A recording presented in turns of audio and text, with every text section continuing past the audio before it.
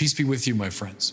I am grateful that you are here, and before we enter into this meditation, I want to invite you to support this channel with a subscription, a like, and a share if this reflection nourishes your spirit.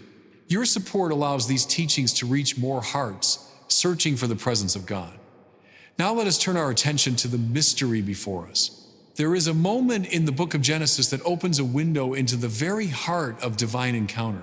Abraham sits beneath the heat of the midday sun, resting at the entrance of his tent, when suddenly he perceives the Lord approaching.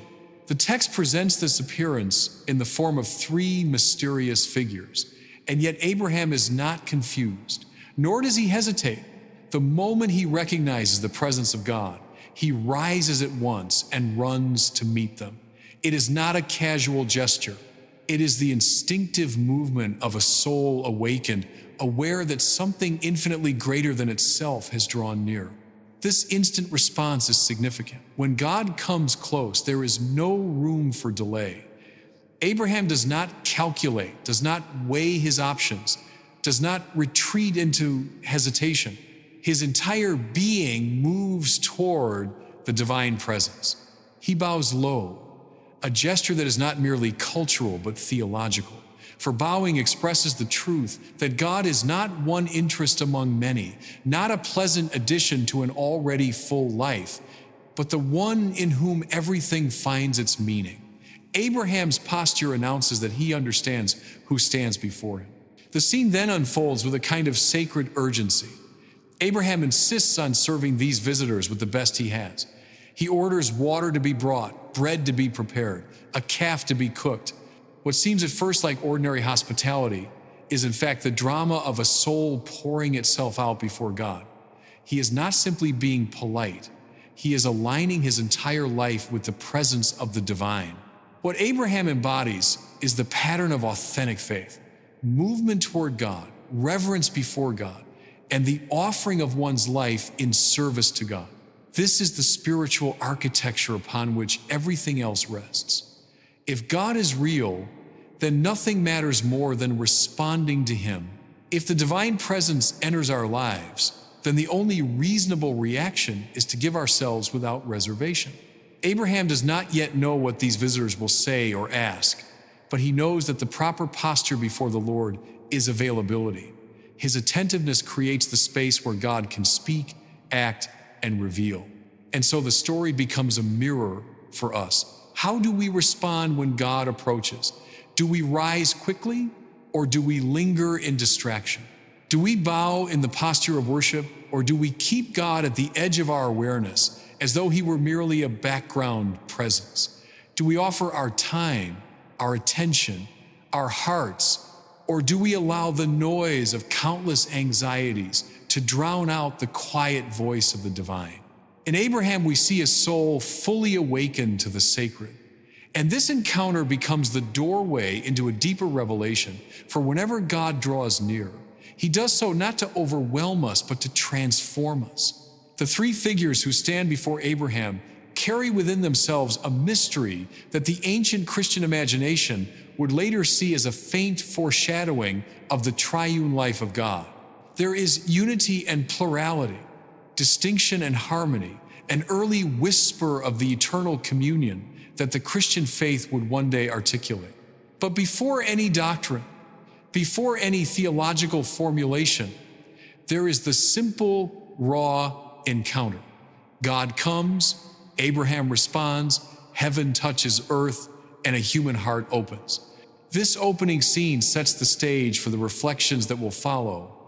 For like Abraham, Mary of Bethany will sit at the feet of the Lord with her entire being centered on the one presence that matters. And like Martha, many of us will find ourselves burdened, torn in many directions, divided interiorly by countless concerns. But before we explore that contrast, we must dwell here at the doorway of Abraham's tent, where the drama of faith begins. Let us remain with this moment, allowing its grace to shape our own hearts as we prepare to go deeper. As we move from the quiet of Abraham's encampment into the small home in Bethany many centuries later, the pattern we have just witnessed begins to reveal its deeper spiritual contour. Abraham, running toward the presence of God with urgency and devotion, becomes the first great figure who teaches us how a soul should respond when God draws near. And now, in the house of Martha and Mary, that same divine presence enters again, not in the veiled form of three mysterious visitors, but in the unmistakable person of Jesus of Nazareth, the living embodiment of God's Word. It is important to pause here and feel the weight of that moment. This is not simply a guest arriving at a home. This is the Lord entering a human dwelling in all his humble and radiant humanity. Every gesture of Jesus, every word he speaks, every step he takes carries the fullness of the divine presence. And so, just as Abraham did not hesitate, the human heart is summoned into an attentiveness that is total. The God who once stood near the tent of Abraham now walks into the home of Martha and Mary and invites them and us to consider what it means to welcome him. Mary senses this immediately. She is not a theologian, not a scholar of the law, not a figure of authority. She is simply someone whose heart is alive enough to recognize that when Jesus speaks, the only appropriate place to be is at his feet. Nothing pulls her away. No competing priority rises up to distract her. There is no negotiation within her soul about whether she should give part of her attention or all of it. She offers everything. She surrenders her posture, her mind, her time, her heart, and places herself entirely before the Word who speaks. It is the Abrahamic instinct alive again. The God who came to Abraham under the canopy of a desert tree now comes to Mary in her own home, and she responds without hesitation. She does not bow physically as Abraham did, but spiritually she takes the same posture. The openness of her heart becomes the spacious interior tent in which God can dwell. The silence she keeps before Jesus becomes her offering. Her listening becomes her service. While others around her may be absorbed in many tasks, Mary fixates on the one presence that orders every other concern. This is not idleness, nor laziness, nor the avoidance of duty. It is clarity. She has discerned what Abraham discerned in the heat of the day. When God comes close, everything else becomes secondary. Martha, however, stands before us as an image of the divided self. Her intentions are good. Her desire to serve is sincere. There is no malice in her heart. She wants to honor Jesus with hospitality. And in another context, her actions might have been exemplary. But here, in the presence of the Lord, something begins to go wrong. Her service becomes agitation. Her work becomes worry. Her hospitality becomes distraction. It is not the doing itself that is the problem. It is the inward condition from which she does it. Her mind is dispersed among many things. Her heart is stretched thin across countless concerns. Her soul is scattered into fragments. And from that fragmentation comes resentment, the quiet seed of bitterness that grows when the self is pulled apart. She looks at Mary, who appears to be doing nothing, and feels the sting of injustice. Why should she shoulder all responsibility while Mary sits undisturbed? Why should she bear the burden of the moment while her sister remains still? This agitation reveals something deeper. Martha has allowed the necessary things of life to become ultimate things. She has permitted secondary responsibilities to overshadow the presence of God dwelling before her. She has reversed the order of spiritual priorities. Instead of resting in God and acting from that center, she attempts to build her life outward from her own anxieties. Her actions no longer flow from an integrated heart, but from a splintered one. Service without grounding becomes stress. Activity without contemplation becomes confusion. Effort without interior stillness becomes exhaustion. Jesus does not rebuke her harshly, nor does he dismiss her work as unimportant. His response is tender and penetrating. Martha, Martha, you are anxious and worried about many things, but only one thing is necessary. In speaking these words, Jesus is not condemning activity. He is calling Martha back to the source from which meaningful activity emerges. He is inviting her to rediscover the gravitational center of her life. He is teaching her, and us, that the soul must first be anchored in the presence of God before it can properly attend to the demands of the world. The one thing necessary is God, not as one concern among many, not as a distant priority, but as the core from which everything else receives its rightful place. When God is central, work becomes meaningful rather than overwhelming. Service becomes joyful rather than burdensome. Responsibility becomes cooperation with grace rather than a desperate attempt to control our circumstances. Mary grasps this truth at once. Martha forgets it, and her forgetfulness manifests as irritation and internal chaos. But before we judge Martha, we must recognize ourselves in her. For most of us live precisely in that divided condition. Our days are full of tasks that demand attention. Bills must be paid, work must be done, families must be cared for, conversations must be held, schedules must be managed. And beneath this endless stream of responsibilities, there is a deeper hunger, a longing for interior quiet, for orientation, for an identity rooted in something greater than our own anxieties. It is here that the wisdom of this gospel confronts us. It is not urging us to retreat from the world. It is not telling us to abandon our responsibilities. It is instructing us to reorder our lives so that the eternal comes before the urgent, the divine before the useful, the essential before the peripheral. The inward gaze toward God must precede the outward movement toward the world. Otherwise, we live from a place of depletion rather than abundance, from fear rather than trust, from fragmentation rather than wholeness. It is no accident that Jesus says Mary has chosen the better part. Her stillness is not passivity, it is receptivity. It is the posture that allows God to shape the soul from within. And when the soul is shaped by God, everything else unfolds according to its proper measure. This dynamic between Martha and Mary is something every believer must wrestle with. For we all carry within us both impulses. Like Mary, we long to sit at the feet of the Lord. Like Martha, we feel compelled to manage the countless demands of daily life.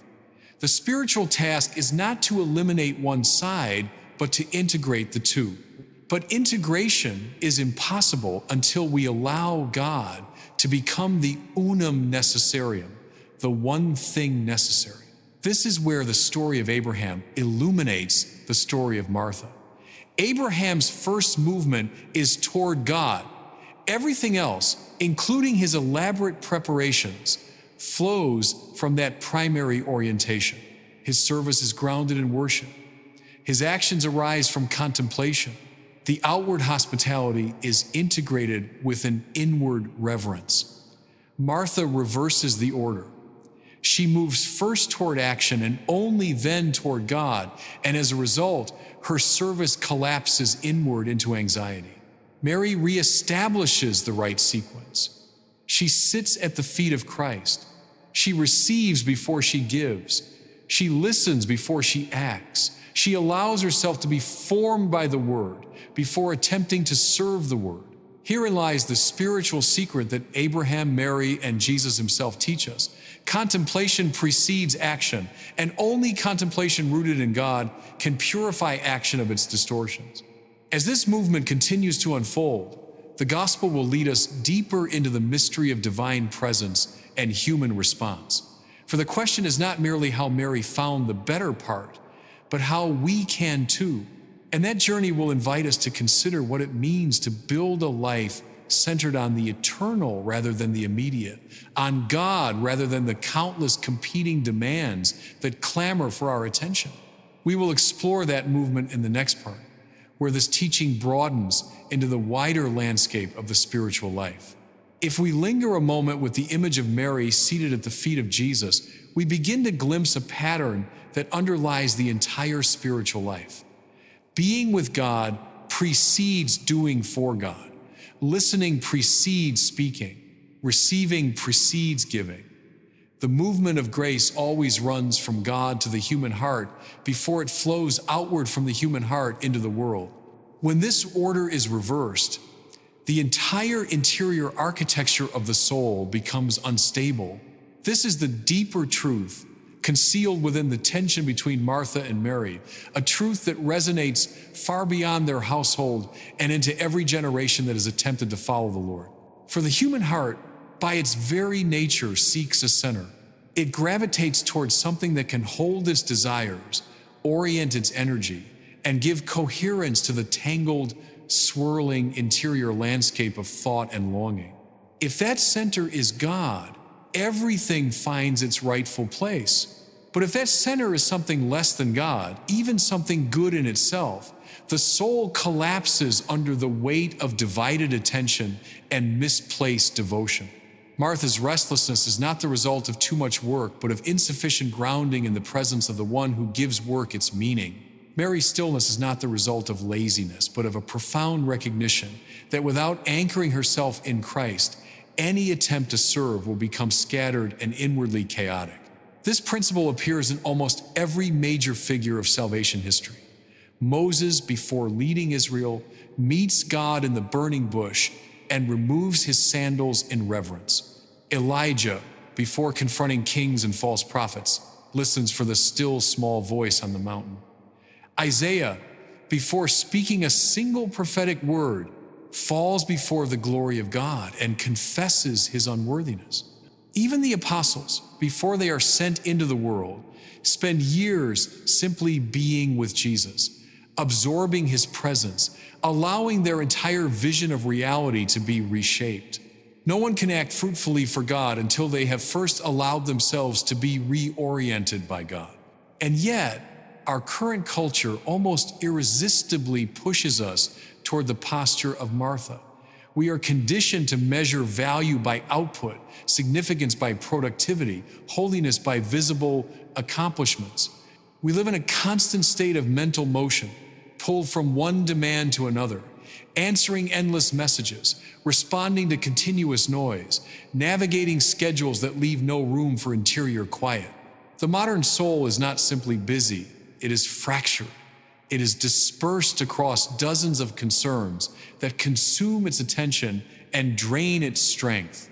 The very conditions of contemporary life press us into becoming anxious about many things, just as Martha was.